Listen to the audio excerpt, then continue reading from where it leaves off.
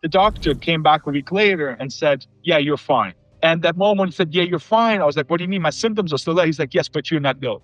And if you're not ill, there's nothing that traditional medicine can do for you. The moment you become ill, I'll prescribe you something and we'll try to heal you. So healthcare is not really healthcare, it's sick care. The coolest things are just starting. That's for sure. We're now on the global stage. We're now in 73 countries. We just signed some of the biggest partnerships in the US. So majority of our clients are US based. I have examples in the team who trusted me when they got out of college and said, I don't care about my compensation. I care about the role. I care about my involvement. I care about, am I behind the scenes? Do I understand what's going on? Can I be part of the decision process? And those people are the ones who make careers with us or in the market.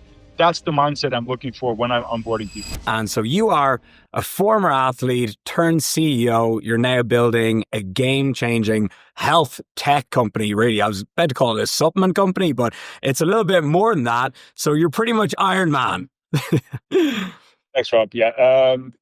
The funny part is I would have said it's more than that for the majority of the time. I realized probably a year ago that actually the more you narrow it down, the more niche you become, the more successful you have. So I'm more than happy to call Bioniq the leading personal supplements company in the market. Nice. And we're very proud of what we're able to achieve in the last 7 years. But we also understand that the journey is just starting. Okay, so give us a little bit about your background. Where did you first start getting interested in health and fitness? I know mine kind of actually, like, if you go way back, I entered the gym to get bigger for rugby. So what made you pick up a weight first, go for a run first? Where did it all begin? I think it's probably start with my dad. So my dad was quite young. My dad was 18 when I was born. He was a professional tennis player. He was the champion in Russia in 1984. So I grew up with a dad that was on tour, playing ATP tour, doing the whole thing. I saw firsthand what professional sports is. So I followed his footsteps, did all the sports you can imagine, landed on basketball, started playing professional basketball on the age of 16, joined the German national team, played against the US on countless occasions, played against a lot of NBA players, and then got scouted to play overseas and in New York. And I played for the Buffalo Bulls for 4 years, Division I.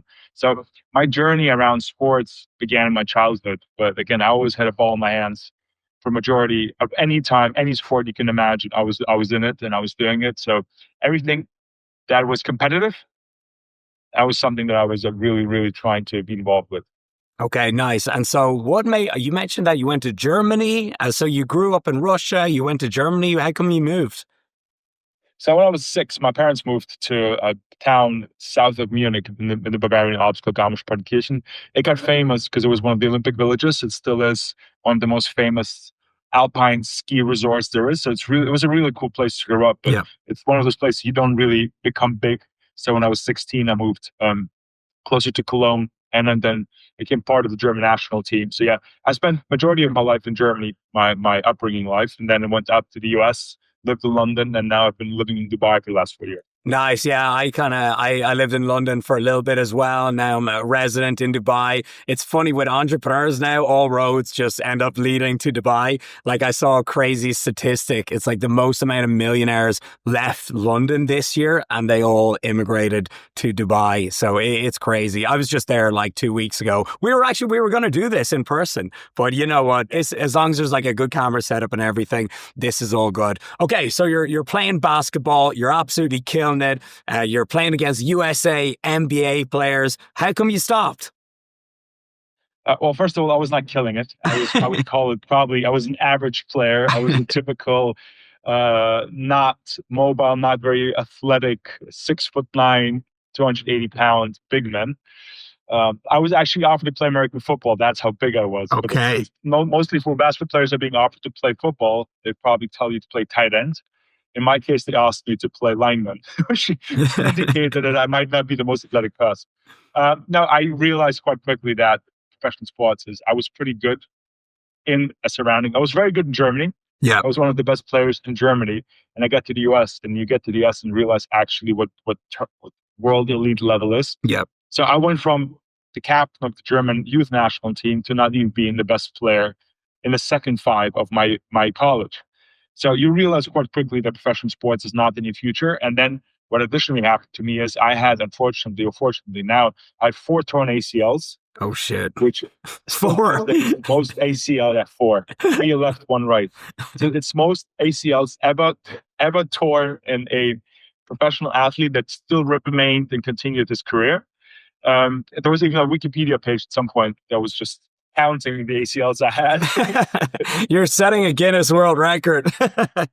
And I did. So from a health optimization perspective, so now I'm 40, and now I know a lot of stuff. Is the interesting part was I had 4 ACL surgeries, and all 4, they tried different treatments. So they tried the hamstring, they tried the patella, they tried the growth hormones, and they tried the cadaver. So I've been exposed to health optimization, recovery, and rejuvenation from the age of 18, 19, when German American doctors were deciding to experiment with my knees to find a way how to make it more stable. So the reason why Bionic exists has something to do when I said fortunately, I didn't mean fortunately for myself, but fortunately I was exposed to rehabilitation, to health optimization, to medical progress and innovations going on in the world that has direct impact on me, my life, my livelihood. But also in a span of 4 or 5 years, you see how much medicine can progress when people are trying new things. Yeah. And so when you kind of finished up your career, or you finished up playing basketball, what did you do then? Because I come from a rugby background, and I was the same. I was decent at rugby, but not that good, not good to the point where I'd be professional. And so how I actually started in the fitness industry myself, one thing I was the best at, what I was really good at, was getting to the gym, strength and conditioning, doing all the fitness tests. Because I'm a very simple man. You tell me to sprint 100 meters or lift X amount of weight, I'll do that. But with all the technical drills, I would always be dropping the ball and stuff and running the wrong way. So I was always, rugby got me into the gym. And then, that's when I kind of got obsessed with fitness and got into fitness industry. So when you finished up with basketball, where did you go? As a lot of athletes can feel a little bit lost, especially when they're taken out quickly with an injury. So 100%, Lee, and I think I'm the similar example to you, but I actually took this discipline and this work ethic to the corporate world. So when I'm at the age of 24, when I finished my career in college basketball in the US, I knew that I could continue my professional sports career in Germany or in Europe and continue playing that, but it would be a very short-lived career and it would not be very lucrative. So I knew I would never make millions of dollars in my career and, have enough of a nest egg to, just continue doing whatever I want afterwards. Yep. And the decision was made, okay, I'm going to join the professional ranks. And when joining the professional ranks, I realized right away, when I'm given an opportunity, because of my work ethic, because I'm used to working out 13 days in a row, 2 times a day, getting up at 5:30, last workout at 6, you have all the disciplinary things. When you're tired, when you're semi-injured, it doesn't count. Nobody cares. Nobody cares about your emotions. Nobody cares about your feelings. You never miss a workout because you don't feel well. Yeah. And when a person like this gets into the workforce and you see people around you who are at 4:30 complaining that they're tired or they have, a headache and they want to go home or they're constantly sick, you don't understand what they're talking about. Yeah. Because I make this example. I remember my junior year, I just got out of ACL surgery in my right knee. I still rehabbing from my left knee surgery. I broke my ankle. I have arthritis in both of my wrists, and I have a broken nose. And I get in and they're like, this is a yoga class. Please get on all fours and breathe through your nose. And I'm like, it's not like I'm going to complain. I'm like, yeah, sure, I did it. But, when you have that kind of mindset, getting to the office at 8:30 and sitting there until 5, dude, it's not the hardest thing. So when you combine the work ethic, the ambition, and the ambition comes from sports. You're completely right. A lot of people, again, if I look at my teammates, majority of my teammates, unfortunately, they didn't really progress after the career. They went either high school basketball coach or they went, not the most lucrative corporate careers. Yeah. Because they start missing the scoreboard. When you have a scoreboard, it makes life so much easier. When you know how many points you scored, if your team has won, you know how you perform. When that's taken away from you and you don't replace it with something else, then you really become miserable because nothing is driving you. There's no purpose to getting up in the morning. So my job was right away, what's my new scoreboard? And there's the laws of Maslow. So the Maslow's law is status, money, and development. And those 3 things I knew, okay, this is going to be my new scoreboard. How I develop, what's my status, how much do I make? Nice. But when I speak to people, the importance is not those 3 things are not equal and should not be equal at different parts of your life. When you're 25, don't care about money, forget your status. Talk about development. When you get to 30 plus and you want to start a family, dude, sure, money would be nice. Nice to have a little bit of security blanket to pay for all the bills. When you have some money, you have the development, Maybe you want to be part of a charity. Maybe you want to be a member somewhere. So status could be important to you. Become a board member or something that you really enjoy. But people need to understand that has to be a scoreboard. If you ask me right now, what's my score? It's very simple. How many people know of Bionic? Who's backing Bionic? What's the revenue? What's the market share? What's the valuation? That's my scoreboard. Now, status, am I the CEO, co-founder? I don't care, dude. Yeah. Like Elon Musk runs around, he's tech support. You know why he's tech support? Because everybody knows it doesn't matter what he's writing on his t-shirts. He's freaking Elon Musk. Yeah. So those scoreboards, the moment you're able to replace that in your life, you'll be fine. But not all people can do that. Nice. I love that. And so when you're right, you're saying, I'm going to start this company. I'm going to start Bionic. What is the point that made you literally get up the next day and take the first move to do that? Because so many people, they can't just start. They always have these ideas, but they need to either be at rock bottom or they need to be at a tipping point. What was that one thing with you? And you woke up the next day, you started making calls. What was it? So you're fully right. And I'm not the most typical startup founder because I did 10 years. I was CEO of public trade companies. I was CEO at Groupon. Yeah. So I have a very large corporate experience beforehand. So I wasn't the guy who got up and quit his day job on day one to start this new thing. I had responsibilities and I had a certain level that I needed to adhere to. But there were two moments. There was a starting point where I knew I want to do Bionic. And there was the second point where I knew I need to stop doing everything. Yeah. So the starting point was when I was 2017, when I realized that I'm 32 years old, I have all this resources, all this capabilities, all this knowledge from a professional career, but still I don't feel optimized. I don't have brain fog. I feel like laziness. I feel that I'm overweight. My energy levels are not to par. It's a Sunday, you just can't get out of the house, you can't work out. Like everything is going the wrong direction. Although I know what I should eat, I know how to work out, I have money and access for a PT, but nothing is getting together. So my aha moment was when I went to the doctor to explain all my symptoms. And after doing a thorough check, including blood testing and $1,000 of expenses, the doctor came back a week later and said, yeah, you're fine. And that moment he said, yeah, you're fine. I was like, what do you mean? My symptoms are still there. He's like, yes, but you're not ill. And if you're not ill, there's nothing that traditional medicine can do for you. The moment you become ill, I'll prescribe you something and we'll try to heal you. So healthcare is not really healthcare, it's sick care. When I realized, okay, so sick care is not something that somebody like me is looking forward to. I'm trying to optimize myself. Yeah. And this is the moment where I realized, okay, I want to do something in that field. I want to find out more. I want to research. I want to go on my path. And when I went on this path, and it was a 2-year path to figure out what exists, what doesn't exist, I realized that there's one thing that becomes really, really imminent. There's a lot of things that do diagnostics, but don't give you solutions. And a lot of companies give you solutions, but they're not personalized to your needs or your diagnostic results. Nobody ever combined diagnosis and solutions in one. And the idea was, if you do this, what would you do? And then the aha moment when I dropped everything was the following. After meeting neuroscientists who developed the system in Switzerland over 7 years, professional athletes, we did a pilot 2018 with 40 people. I purposely chose people that I'm not friends with, that former employees or colleagues, and I wanted to get their real opinion. One of those people that used it as a pilot was the head of performance for the UFC in Nevada. Nice. And after she used it, decided results, she asked him to fly out to Vegas. So fly to Vegas, meet with the senior vice president of the UFC. This is end of 2018. And in the room, the senior vice president says, hey, dude, we've never seen a product like this. And as a founder, you'd never believe what you're doing is special. You always think somebody else is smarter, somebody else is better, somebody else has done it before.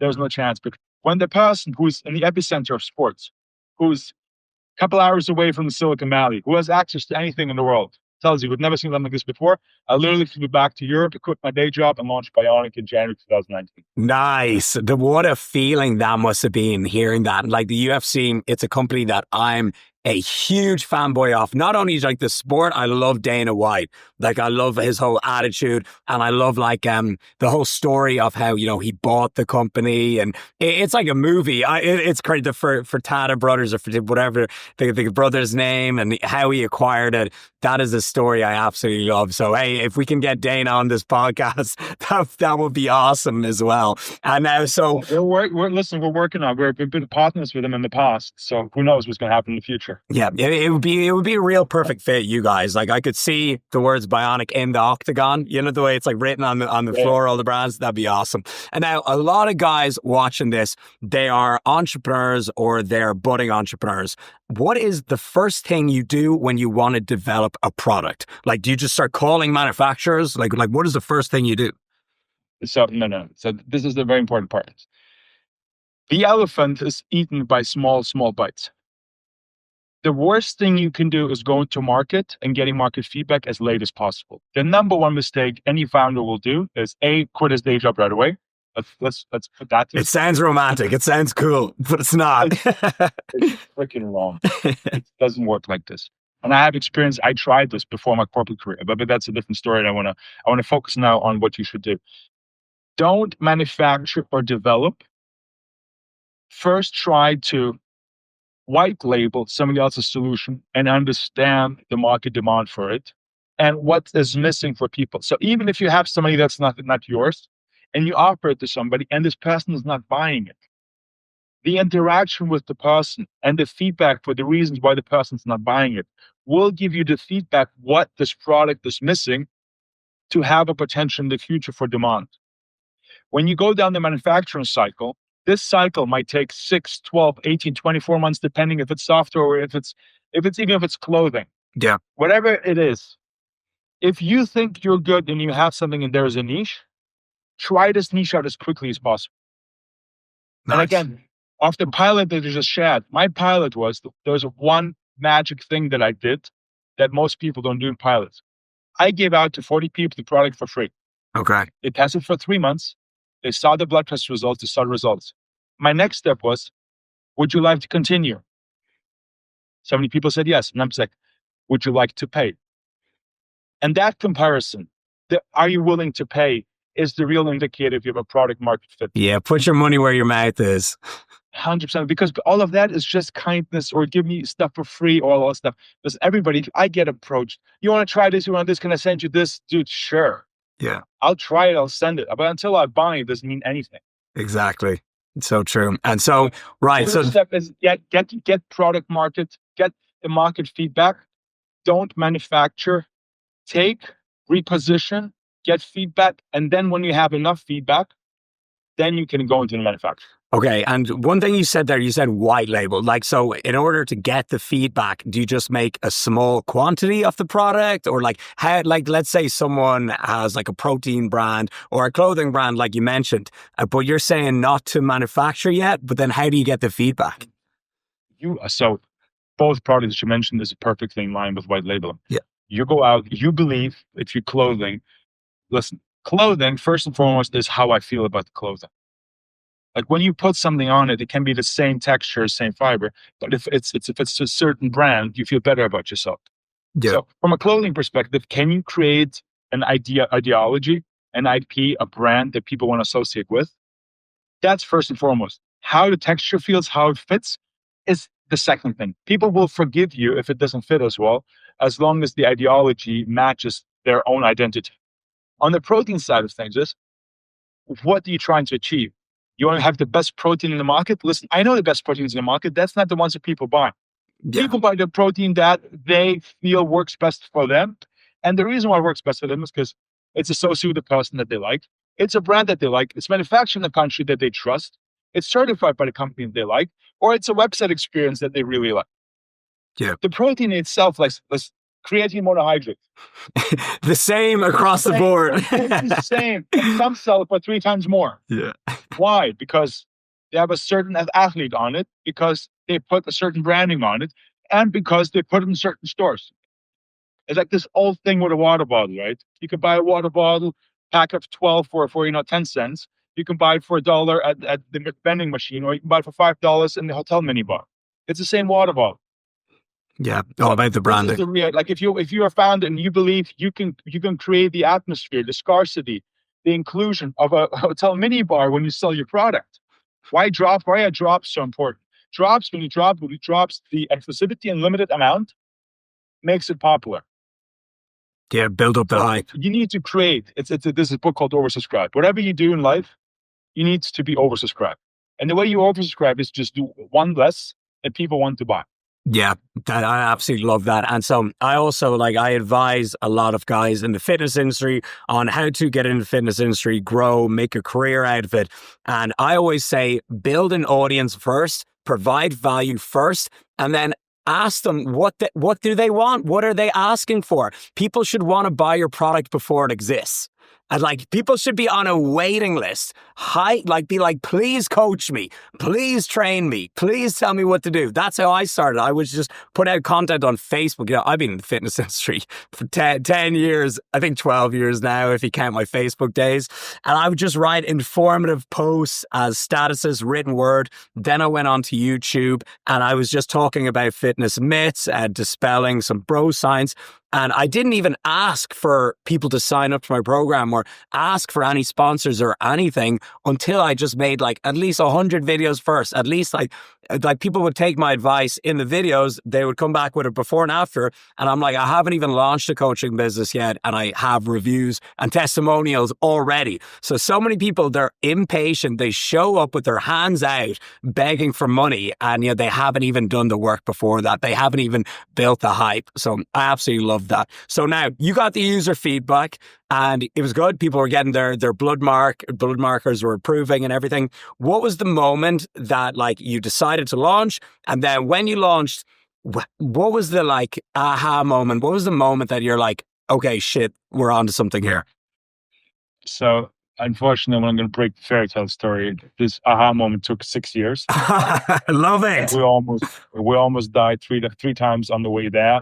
Every single thing that could have went wrong went wrong. You launched a company in the UK. A couple of months later, Brexit. We started sending nurses to people's homes to do blood tests. COVID started. We couldn't send nurses anymore. We opened up the UAE. Then the whole conflict in the region started. Every single thing you can imagine could have not just went completely the opposite way. But the accumulation of proprietary data and the uniqueness of the product, to this day, we're the only company in the market where you, at any given moment, you can do a before and after, as you just said, in terms of your improvement levels with your blood levels. So every time a person sells you supplements, they don't sell you the results. They sell you the hope that you will feel better, that your body will improve. With Bionic, our idea is of a feedback loop where you start taking supplements. This is your snapshot. You take it for 2-3 months. You do a new snapshot, and we will focus on the improvement of this journey. So we just released a couple months ago the largest biochemical data analysis for over 400 people over the last 3 years. We took Bionic for more than 6 months. 92% of people have improvement levels on some of the most significant blood markers, including ferritin, including vitamin D, that nobody else in the market even talk about. So it took us 6 years to get the proprietary database to be big enough to create and to scale a business that is very, very hands-on in the beginning. So to all the founders out there, this is not an overnight success story. I understand when the news about Cristiano came out, people were like, oh, he got lucky. Yeah. Sure, we got lucky. We did get lucky, but it took us 7 years. Cristiano has been on the product since 2022. So he's been experiencing it himself for almost 4 years now. And when you get to the point of this really global brand, it takes a very big foundation to handle it. One of those foundations was we grew 10x in the last 12 months. So from our fulfillment capability, because every single Bionic that you get, right, is personally made for you. It's custom made for you. There's no formula twice, not for you, not for anybody else. To have this USP, this unique selling point of personalization, it also puts a limitation on you in terms of cost, because it's high cost, premium because it's Swiss made, and at the same time, it's very, very labor intensive to get it to you. But we wouldn't have it any other way because we understand the quality that we need to bring for you to believe in the product and stay with us over a long time. Because when people ask me, how long should I take Bionic? I tell them, how long do you plan on eating healthy and sleeping well? Yeah. Yeah, I love that. When people are like, if they take a supplement, they're like, how long will the effects last? As long as you take it, you can't just go to the gym and then you're done for the rest of your life. It's a lifelong thing. It's same as with the gym. You might have to change your workout routine, your workout regimen, but if you because you worked out 3 weeks ago, it's not going to help you 4 years from today. Yeah, and I love what you said there about the before and afters, actually showing people? Because like with like coaching, you can very easily see a visual before and after, or like if you're a business coach or something, you can show improved revenue. But with supplements, it's like, I took a vitamin D supplement. You're like, I think I feel better. Like it's so hard to quantify. There's a few things like pre-workout where you can take and yeah, you'll be buzzing off your tits ready to go to the gym. But there's other things like wellness supplements and vitamins and minerals that you don't feel the effects when you take it. So the fact that you get the blood work and you show the before and afters, that's very compelling. And so with the blood work, how do you get it? Like, how do you get it done? Because I know you mentioned now you're sending nurses to everyone in the UK. That's difficult. 2019. So Bionic last month we sold to 73 countries. So the majority of those countries, anybody who has a blood test, a relevant blood test in terms of markers, and that he's done the last 3 months, can upload it in our Bionic app, and we'll be able to produce a formula for you. If you don't have a blood test, we have a product called Bionic Go, which is a questionnaire-based product, which will then predict what kind of blood test results you would have. So our two products is Bionic Go, which is $75 a month, and then Bionic Pro for $200 a month. And the difference is Bionic Go is questionnaire-based, and Bionic Pro is blood test-based. But as you said, from a convenience perspective, if you have a blood test, you can just upload it regardless where you are in the world. Yeah. We'll ship it to you, and we take it from there. Now, interesting part, what you just said in terms of seeing the results or feeling the results. Very interesting thing is 30% of the people who have significant improvements don't feel a difference. So their body is in a better state. Their mind does not understand what's going on. Yeah. They just improve the lifespan and the quality of their life. They reduce the risk of any of those injuries or illnesses, but the mind does not always track how the improvement internally goes. So this is an important part why the snapshot is so important. Sometimes you feel something, like you said, you take a pre-workout, oh my God, this is great, and then it takes off. Your vitamin D level could be an optimal level, and you will never notice a difference, but you don't get ill. Your heart health is better. You stay more energized for longer. All those things that you don't realize on a day-to-day basis in the moment, but over a long period of time, it's a humongous benefit for you. Yeah, it's kind of like I wear a Whoop, and when I wake up and like I have a red score or something, and I'm like, I feel fine. I'll go to gym, but I'm like, nah, it's definitely not good. It's probably like but I have like a meal late at night, or alcohol, of course, absolutely kills it. It's funny, like you said, it's definitely not good for your health, but sometimes your mind will just tell you to keep on going. And do you wear a Whoop or anything like that, or do you track? So we're official partner with Whoop. We're official partner with Aura for many, many years. Yeah. I wear all of them. I don't wear them for sleep for that reason that you just said. I want to believe myself just mentally. I have a couple of things that I do. The moment I reach 1,000 burned calories in the day, I take everything off. Okay. Because I wear all wearables until 1,000, and then afterwards I'm like, okay, I got my thing. Whatever is above is fine. From a sleep perspective, I'm a pretty good sleeper. Yeah. So I have a very good routine. Unless I travel, then I'm horrible. Yeah. Like most of us.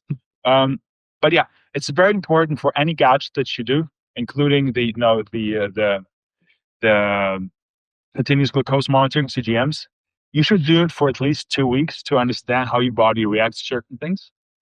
Because especially if somebody like you or somebody who works out a lot, we're very in tune with our bodies. We know how much protein we intake. We know when we overate. We know when we ate too late. We know when we overworked out.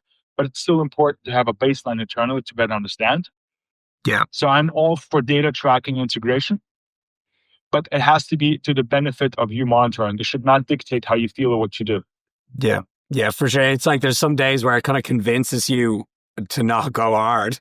And I'm like, I don't need that. I'm like, Whoop, hype me up. Stop putting me down. Like, come on, I need you to encourage me.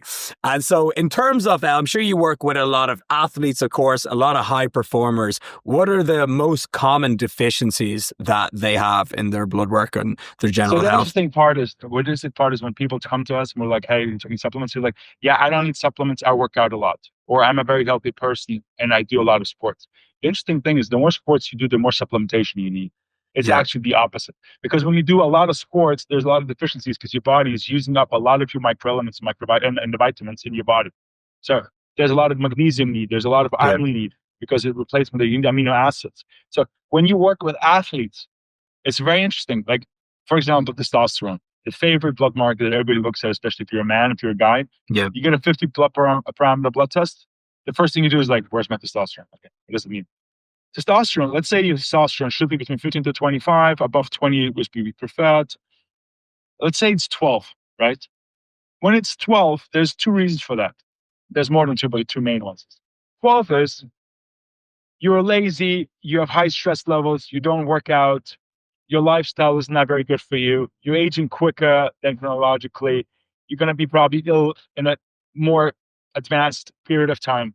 Or you're a very hard trainer, you're training for a marathon, you're probably doing Ironman soon, you just finished a 30-kilometer bike ride the day before the blood test, all those things. So it's the same blood marker, same level, but completely different reasons. One is you're completely sedative lifestyle, and one is you're overtrained. So the information for the body is both of those people have different reasons to be in that level, and they have different reasons how to get out of it. So the athlete needs more nutrients to fill back up the tank that he got sufficient from the workouts. The other person doesn't need to fill up anything. The other person needs to look on his HDL and LDLs, cholesterol levels. He probably needs to look on his uric acid in terms of food intake. So that's a completely different conversation. Yeah. So when we talk to athletes and they're like, I have a healthy lifestyle, I'm like, that's great. That probably means you sweat a lot. If you sweat a lot, you have electrolytes. People don't think about that. The more active you are, the more support you need. Yeah. So very individual. And so in terms of like throughout your business journey, what's been the most meaningful moment? Like what has almost like brought you to tears? What has made you like so happy? Like has it been a crazy transformation, some really nice feedback, maybe just hitting a certain milestone? Like what's made you be like, oh my God, like really emotional even? So emotionally, there's things that we never advertise, we never publish, Yeah. but we now have more than double digit of women in the age 35 plus that never had children. Oh, wow. And that after taking the microelements, improved the microelement and vitamin levels to a level that they could conceive. So we received letters and letters of people who chat with us that they thank us so much that we were part of their journey to the first child. So that's something that gets you very, very emotional as a team internally, because you understand that regardless what's going to happen in the future, we had something positive impact internally on people's lives. I think and then of course, then you have other things. So that's from an emotional customer journey perspective. Yeah. When of course you have somebody like the world's most famous person, Cristiano, the most Googled person in the world. I remember the phone call I received from his team end of 2023.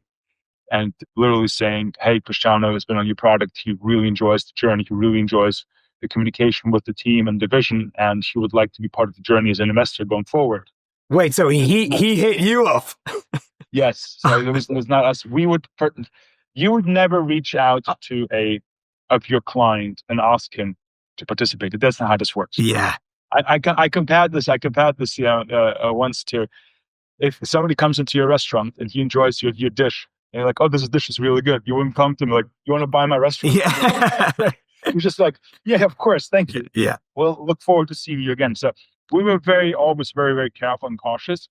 So when it happened 3 years later after joining, of course, this was a very big breakthrough. And the entire team just went around it. And when it became public, the one thing that you need to understand is when you do a startup, it's such a tight-knit group that the people inside of it, they see the mission, they believe in the vision, they live it every day. Because otherwise they wouldn't join a startup. They would go to a big corporation, get all the health benefits, get all the employee benefits, have all the security. But now they all come to the startup. And when it breaks through, I mean, we have a lot of employees age 25, 30. They went to their parents like, see, I told you I know what I'm doing. Because when they told their parents, like, hey, I'm joining this startup, this thing that didn't exist 2 years ago or 3 years ago. And the parents like, what are you doing with your life? And then something big like this happens. I remember I was so proud for my team members. I was so proud that they were able to experience this. They were able to be part of this journey. They're able to go to their parents, to their friends, to their husbands, to their girlfriends, whatever it is, and just share that what they're building is so monumental that somebody of that stature reached out and wanted to be part of the journey also. That is insane. And like, so how did you kind of like, what did you work out? Like is he an owner of the company, an investor? Yeah, like he's a major shareholder in the company. That is unbelievable. That's a major shareholding company. Yeah. That's a pinch me moment for sure. And you also got Uncle Mike Thurston as well. Mike. So Uncle Mike, yeah, Mike partner, Mike. Yeah. one thing that I can never like, I always give Mike the biggest credit. So Mike's been on since 2021. Yeah. Mike was one of the first clients we had in the UAE. He was with us when we had probably, maybe 10, 12 people. Like we didn't have a single employee in the Dubai office, like nobody there. And he just believed on the journey. He supported us throughout. He was with us from day one. And I'm really, really proud of the journey that we went through together. Obviously, I mean, he's keep blowing up, blowing up. I mean, Yeah. his podcast, his shows, everything he does is becoming really, really big. And that he was experiencing us from day one. He always said, listen, he's like, because you mentioned Whoop, he's like Bionic. He's like, Bionic in the supplement space, Whoop in the wearables. That's the two things. That's what I do. Even if I wouldn't have any relationship with it, I would still use the product. And that's the people you want. Yeah. You want the people like the Cristianos, like the Mikes, who, regardless if they're involved or not, want to use the product, believe in the mission, and then makes all the other conversations so much easier. Yeah, that's a sweet spot. Like I'm in a few contracts myself with like, Alpha Lead and Ghost, and they don't even ask me to post. They never ask for it. So I just use it every single day. Like I just do it organically. And when you're doing influencer partnerships or, athlete partnerships, whatever, it needs to be as organic as possible, or it's just cringe. It's just cringe, and it's forced. It's just difficult for the audience to watch, and it does not convert to sales. But yeah, Mike is a great friend of mine, and that's actually how I saw Bionic, and that's how I saw you guys' podcast as well. And I actually I saw him always using the brand, and you like stole him from my protein pretty much. And then I saw he announced his partnership. So you guys, that just goes to show how good a product is that, he kind of dropped everything else and went with you guys. So that's awesome. I mean, I'm not selling this. I'm living this, right? The good thing when you're the founder, you don't have to sell anything. And wake up and, it's like, there you go. You got him on deck. A walking advertisement. So, Mike made the decision that he felt comfortable with. I am not against his decision. I'm very supportive, and I'm extremely happy and proud. And the journey has been incredibly fun. But I think the biggest and the coolest things are just starting. That's for sure. I mean, we're now on the global stage. We're now in 73 countries, growing. We just signed some of the biggest partnerships in the US. So majority of our clients are US based.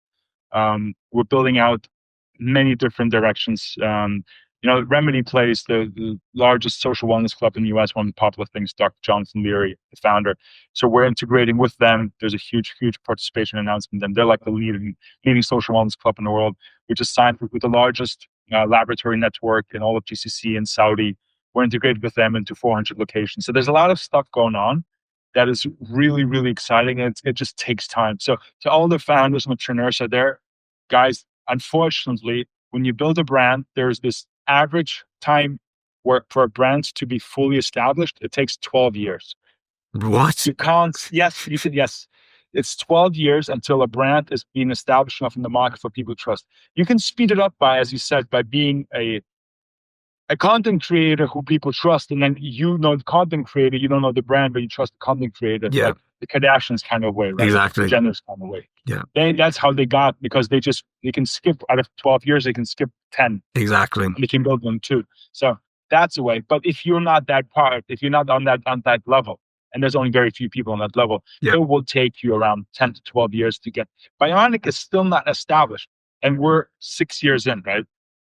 It's going to take another 6 years to get on the world level where you come in, you hear Bionic, you not just hear Bionic, you envision Bionic Blue, you understand it's personal supplements, it's Swiss made, and the whole story behind it. Yeah. It'll take us as long as we did. Yeah, I actually love that attitude of what you said. You're like 6 years, only getting started. Like, I think every year I tell myself, usually in January, I'm like, it's just getting started. It's just the beginning. And it kind of gives you this fresh approach to business. Like everything feels new and exciting. And then before you know it, you've done your 12 years and you're where you want to be. And how many offices do you have, or where's HQ? Where are you guys based? So HQ is London. So we manufacture in Switzerland. We mix everything in laboratory in London. So that's our headquarters. And then we have an office in Berlin. And we have an office here in Dubai and DIFC. So we have 3 offices, and we're currently setting up shop in the US. Nice. Whereabouts in the US? So interestingly enough, we always aimed for New York, but given how everything is changing, we might do Texas or Florida. Yeah.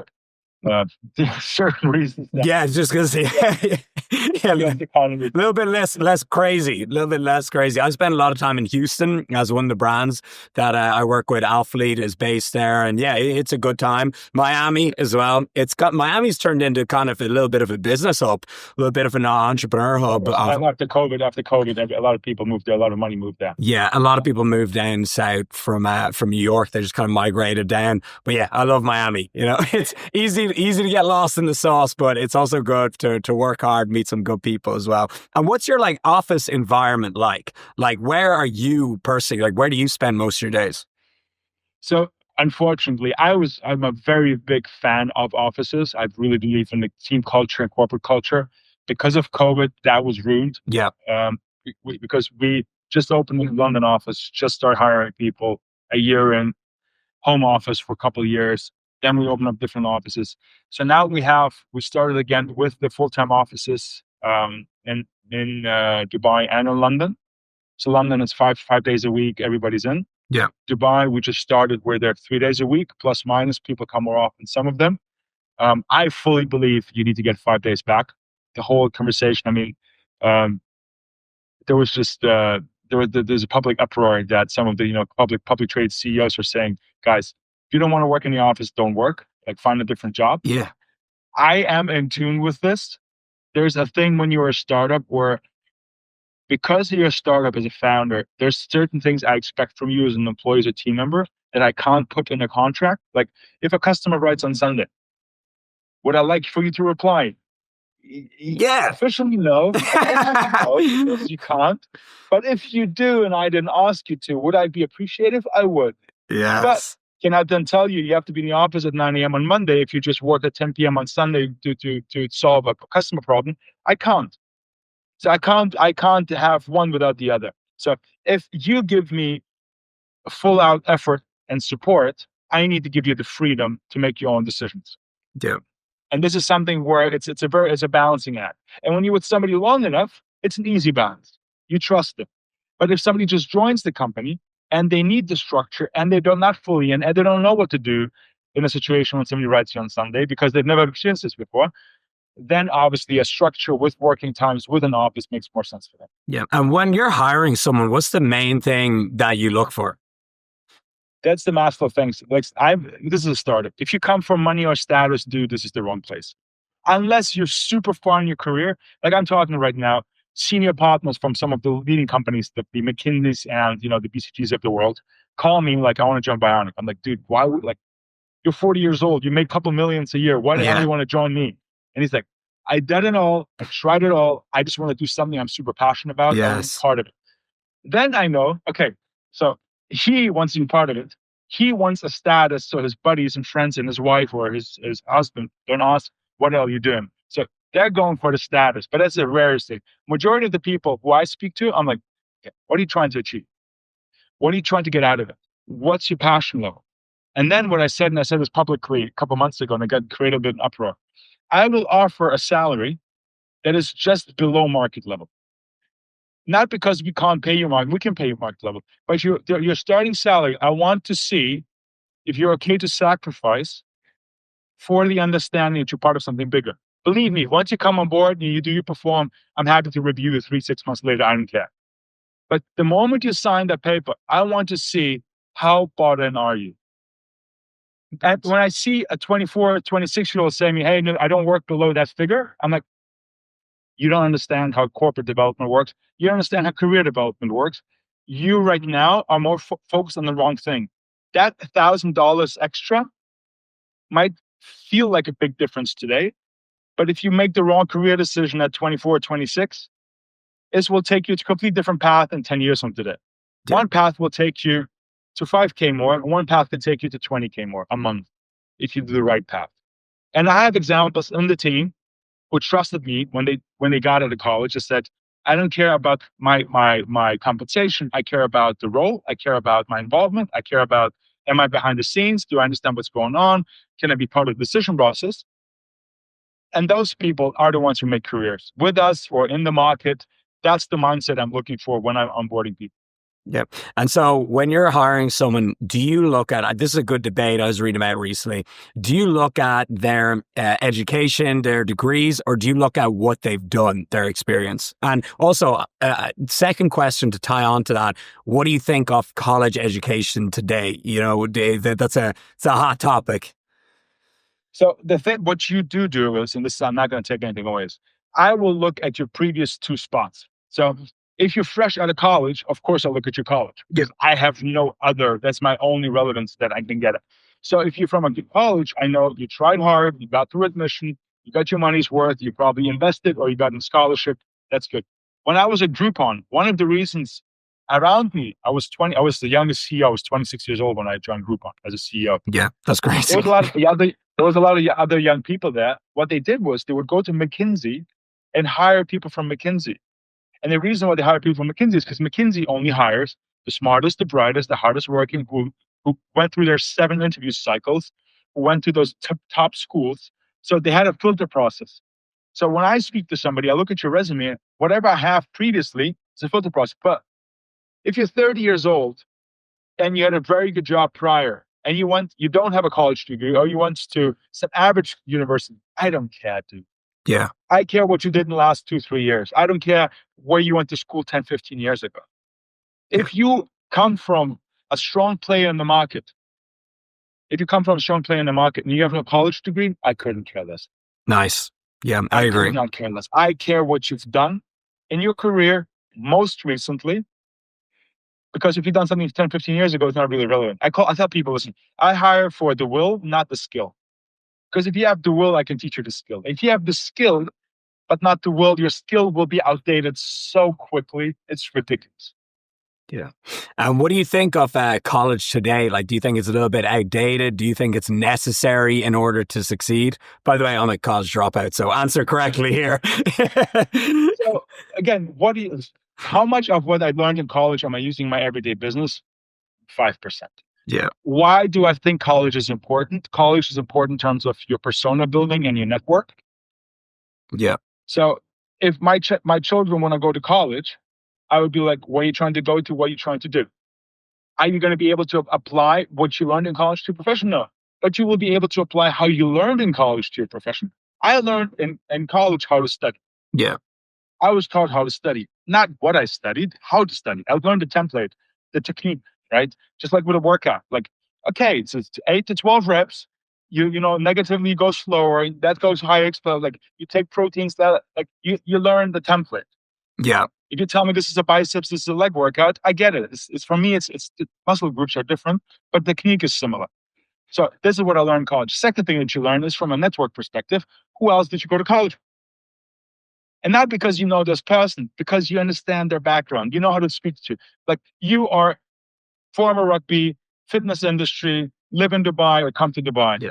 Dude, I can sit with you for hours and we have enough to talk because I understand your background going.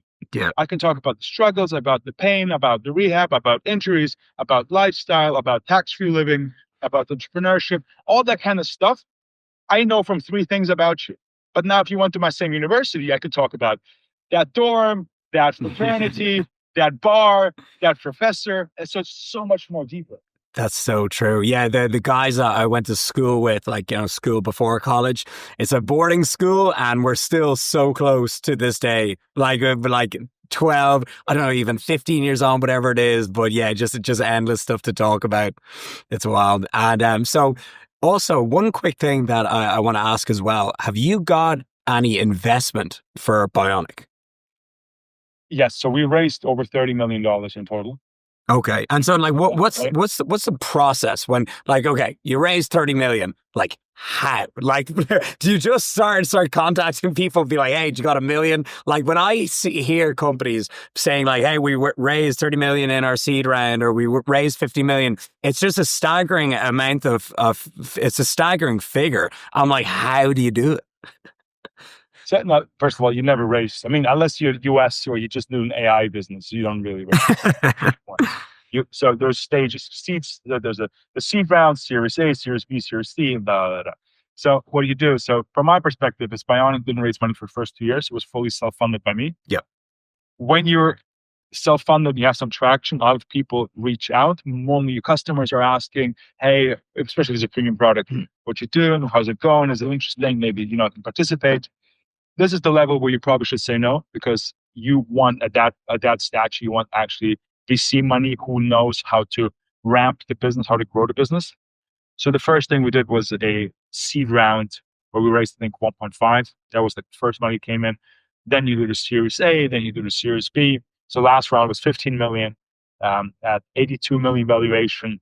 Now the next one will be Series C, then this valuation will be something else, hopefully higher. So that's kind of the process going on. So it's never like found. It's You show traction. So the first thing when you're little, it's not about traction, it's about the sector and the founder.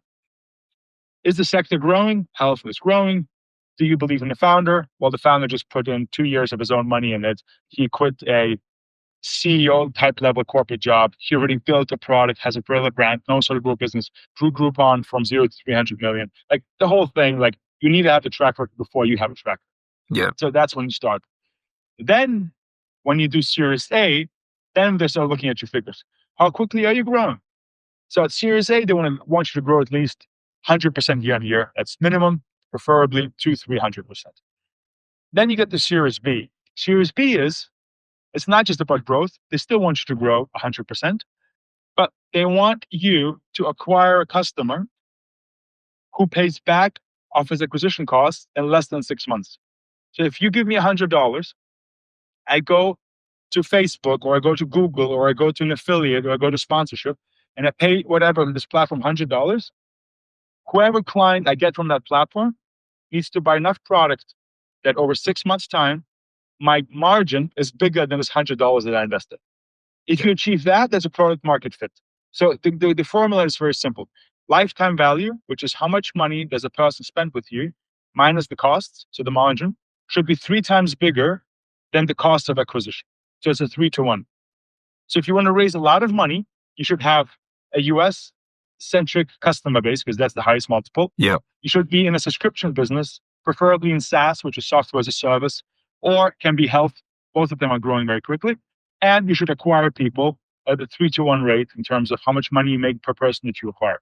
If you have all this, you can probably raise 30, 40, 50 million or more. Nice.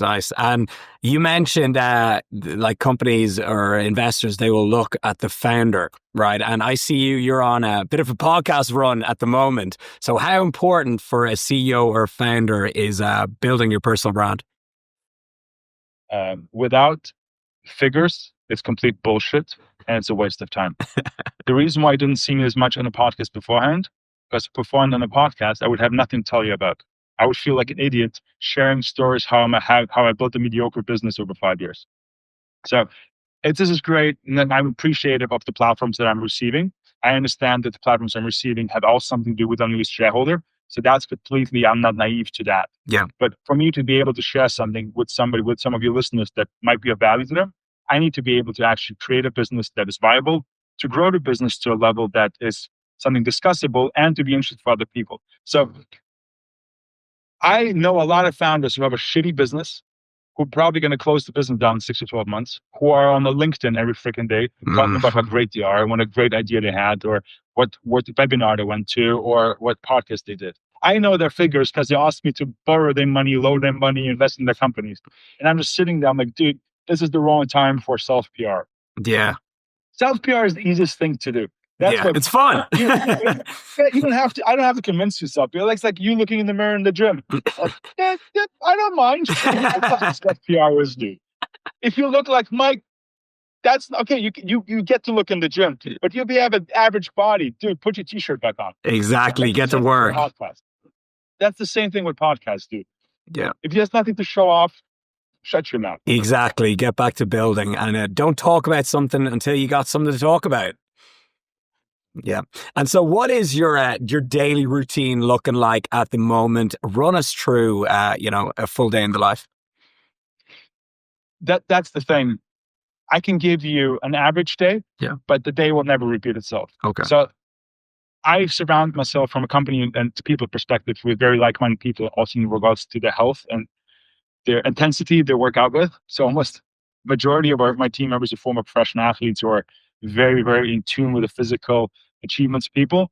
So there's a lot of days that start at 7 a.m. on the beach where we do 2 hour walks, 10 kilometers, and just have discussions around all those things that we do want to achieve, or just ideate and talk.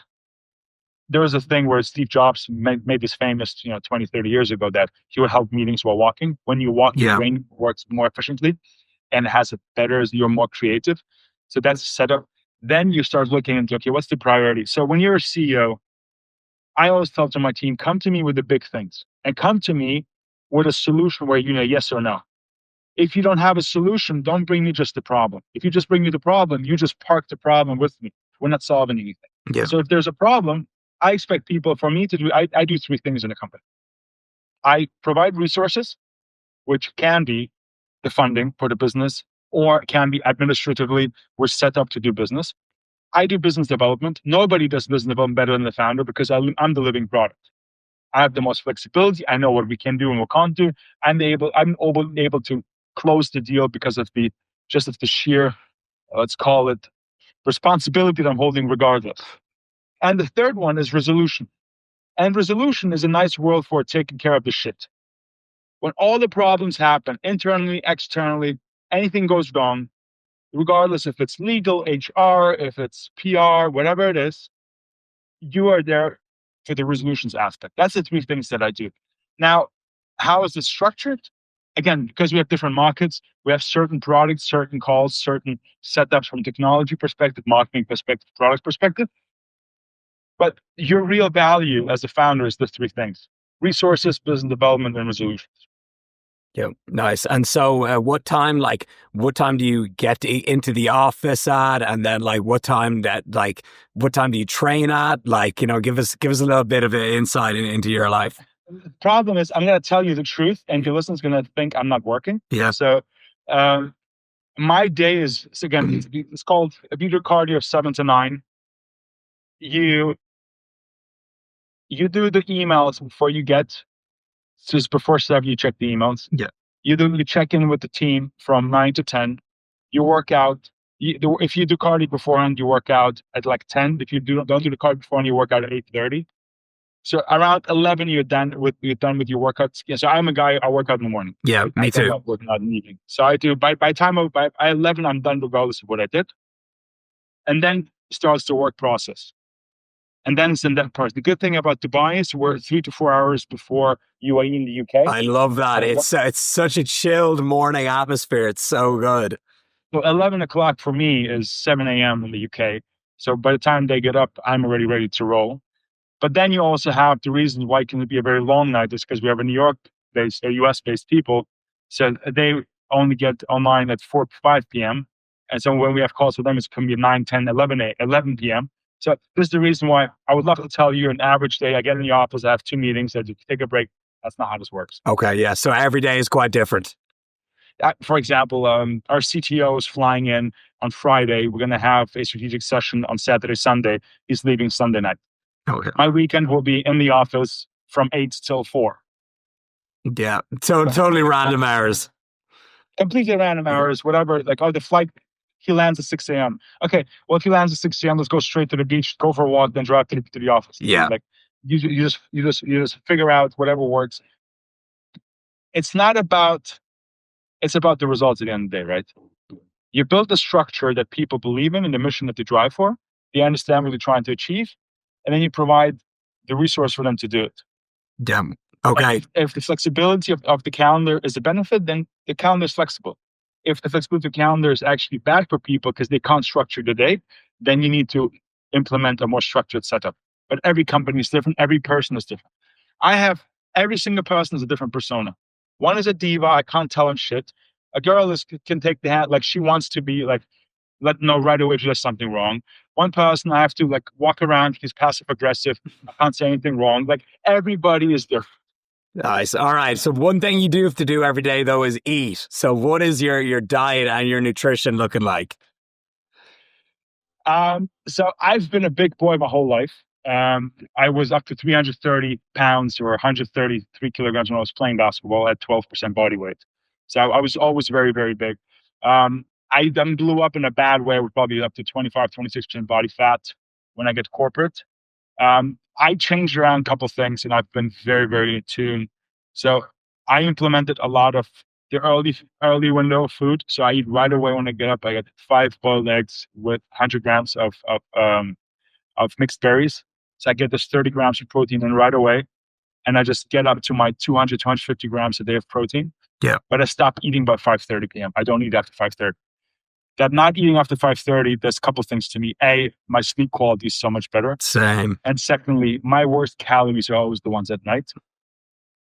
That's my worst calories. The problem is, it's like, oh, I'm just going to have this Greek yogurt. Nah, it's going to be the Greek yogurt with the peanut butter and a little bit of honey. And then you do a little bit of chocolate on top. And then, oh yeah, like it will never be that. So I realized to myself, I'm a very black and white guy. I don't do gray. Like if 5:30 is my last thing, I will chug down a triple chocolate protein shake at 5:30, but I will not eat anything after that. So that's kind of like my window.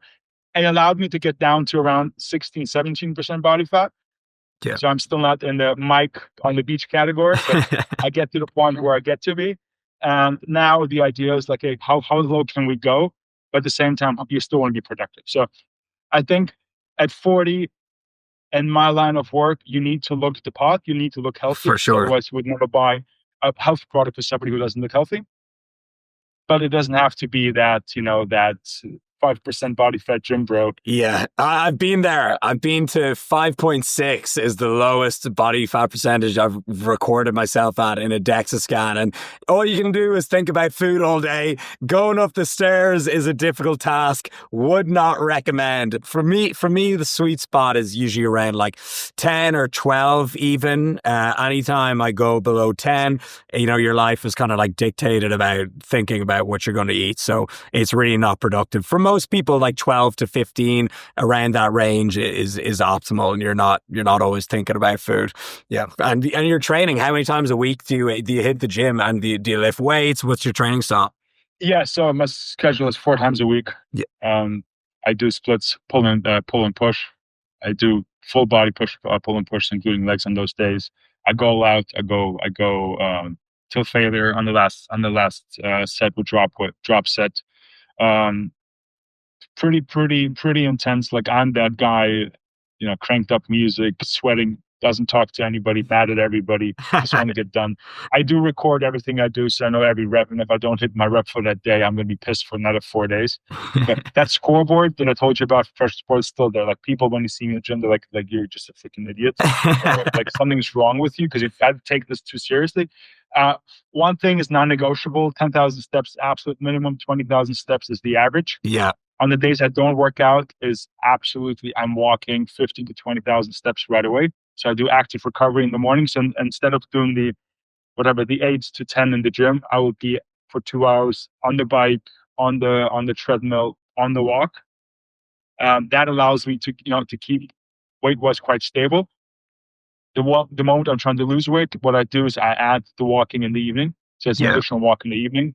I do an extra hour in the evening, and that will allow me then to cut those extra 1-2%. Yeah, I find when I'm in Dubai, my step count goes down so much because it's just like Ubers everywhere. Like you want to cross the road and you got to take an Uber to go like 100 meters. My step count here in Marbella is always like, it's like 12, 14,000. And it makes such a difference because you're literally burning calories without exercising. You're burning calories in a relaxing way. So it's like, it's easy on the joints. It's good for the mind. I'm always going on about, getting those steps in, if you're looking to retain muscle and lose body fat. So I've got a few little quick fire rapid questions to finish things up. So best health investment that you've made?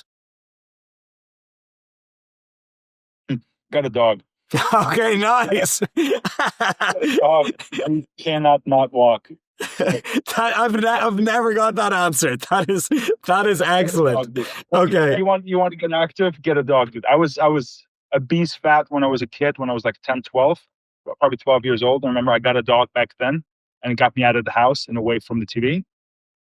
So that was probably one of the biggest things in terms of activity levels to become more active, because just every day, 3 times a day, no excuses. And that kind of gets you in the groove. So getting a dog might be a very, very good thing. I'm glad I'm the first one to say that. Nice. And so we know Bioniq, it takes like, it kind of gives you, it covers all bases. If you had to choose one supplement, one ingredient, one vitamin that everyone should take, what would it be? Based on data, it's clearly vitamin D. Okay. We've done 8.1 million people. Only 2 people had optimal levels. So vitamin D is one of those where I can blindly tell you need at least 5,000 IUs.